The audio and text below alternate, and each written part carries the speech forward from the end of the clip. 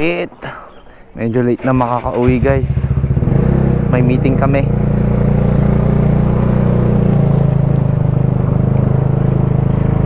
Yes sir. So nasa na ba tayo kanina? Nasa ano tayo guys?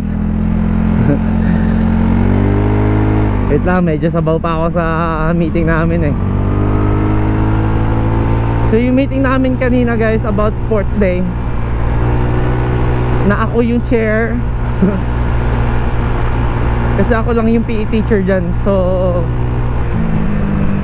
ang katulong ko yung principal, yung office, ganyan.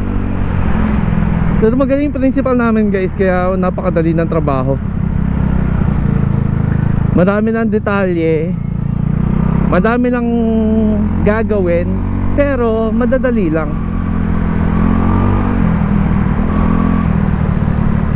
So balik tayo dun sa presidential chopper. So para sa akin no, na nakikiusisa lang ako kasi may mga kaibigan din akong triggered dun. Ako naman wala na akong pakialam sa nangyayari sa Pilipinas kung hindi ko pa nga makikita yung mga post ng mga kaibigan ko. Hindi ko malalaman na pinang Coldplay pala yung presidential chopper. Which is para sa akin, eh presidente naman yun eh. Saka siya ang may last say kung paano gagamitin yung chopper o hindi. Like I said kaninang umaga, hindi nga ganun ka-ethical yung paggamit ng chopper na yon for personal use. Pero it is what it is. Embedded na ang ganyan sa atin. Whatever you do in the Philippines, just do it for you and your goal.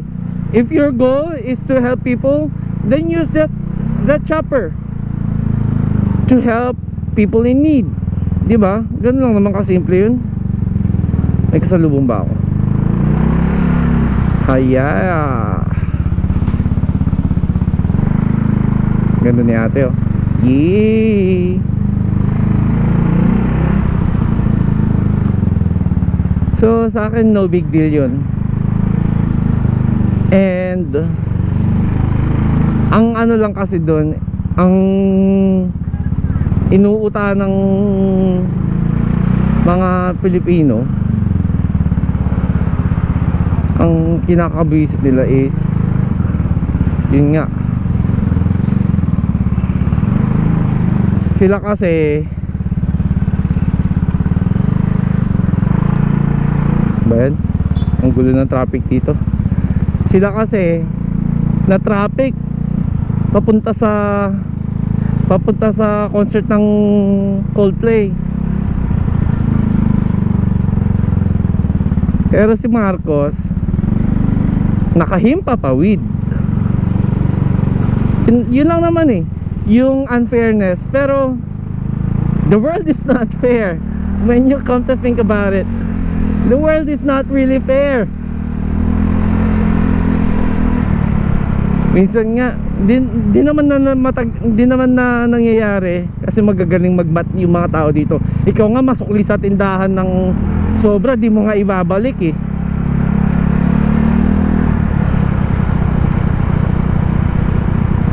So yun guys, hindi siya big deal para sa akin. Big deal siya sa mamamayang Pilipino kasi nga naman nagbabayad sila ng buwis tapos doon na pupunta. Ang kinakagalaiti ko lang is pag umuwi ka, required ka as OFW, required ka mag SSS, pag-ibig na hindi mo naman magagamit. Although pwede mo magamit pag retire mo, pero yung pag-ibig hindi naman. Yun ba yung ano, nakalimutan ko, PhilHealth pala yun. PhilHealth, hindi mo naman pwede gamitin yung pag nagkasakit ka sa ibang bansa. Yun ang inaano ko. Dapat yan yung mga optional na lang para sa mga OFW. Hindi naman kasi fair na nagbabayad kami ng insurance dito, tapos magbabayad ulit kami ng insurance sa Pilipinas? Di ba? Fair ba yun?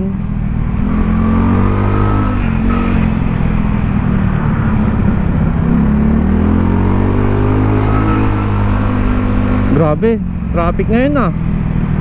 Dito dumadaan yung ibang tao.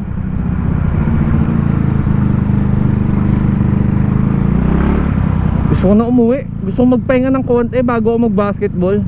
PCX oh. Sinasampa lang. Nagkasalubong ba? Sobrang traffic pre. Saan papunta mga tao?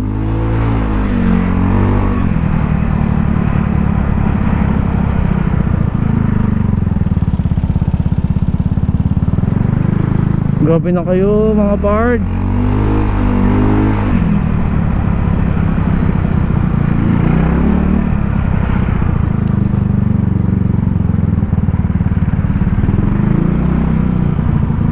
Grabe na to guys.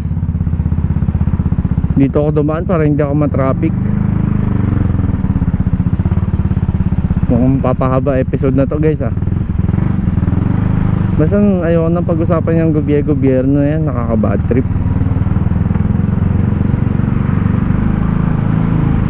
Although gusto ko siya pag-usapan para bad tripin ako pati yung mga kaibigan ko. So papunta to. At ang daming papunta dun. Daming cyclist oh. ADB. Yes sir.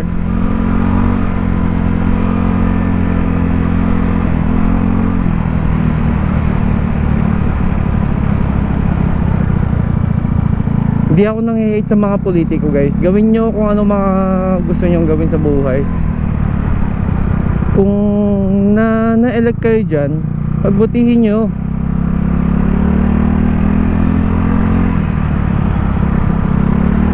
And may mga kilala naman ako na natapat sa serbisyo. May mga tito ako sa barangay, sa kung ano-anong posisyon sa gobyerno. And I trust them naman.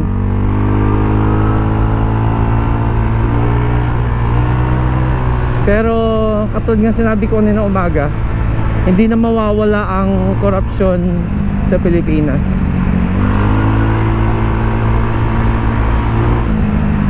There's no hope for the Philippines. Pwedeng i-lessen pero you totally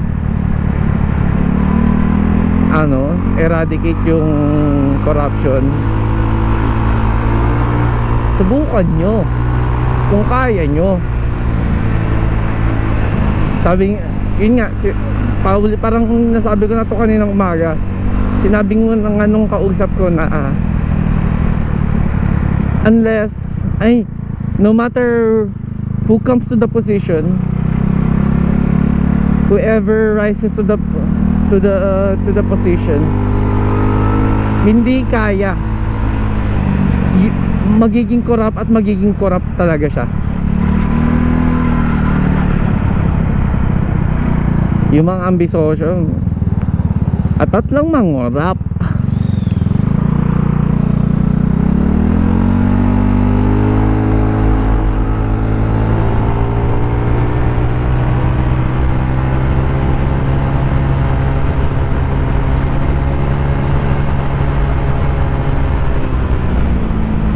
Awit talaga itong mga to.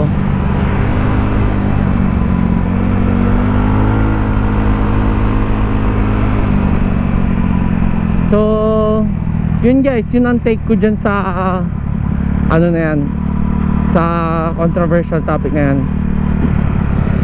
Mas igi pa na mind your own business na lang. Kasi maiinis at maiinis ka lang talaga. Wala mangyayari dyan kahit anong patama mo sa social media, babasahin lang nila yan. Di mo nga alam kung nababasa nila yung mga post mo eh. Kaya pampa good vibes, nangakasar na lang ako. Dati may mga yung fully support kay Duterte ng mga kasama namin sa church, pinag-aasar-asar ko na lang eh.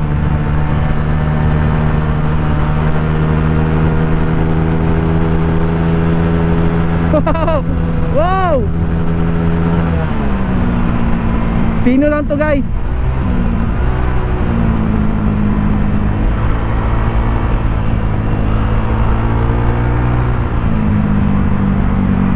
Wag na, baka masabugan na naman, baka maano naman ako ng belt. Pinakita ko lang guys ang excitement kung gaano ko kalakas itong na-build namin na Pino.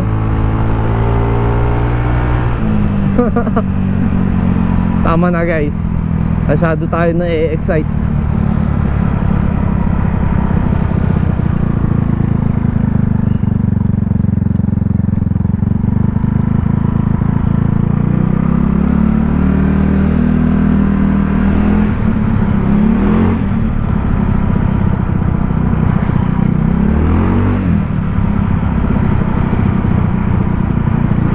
So yan guys, malapit na tayo sa bahay. And pahinga lang tayo konti, magba-basketball tayo. Minsan sasama ko sa mga basketball game ko.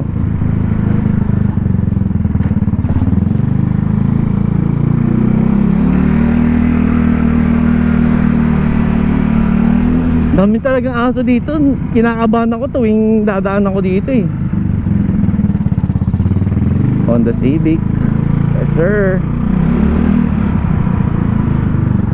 So bahay na ako guys. Nasaan yung aso ko makulit? Namunuway. Ayun na, akit na yun dyan.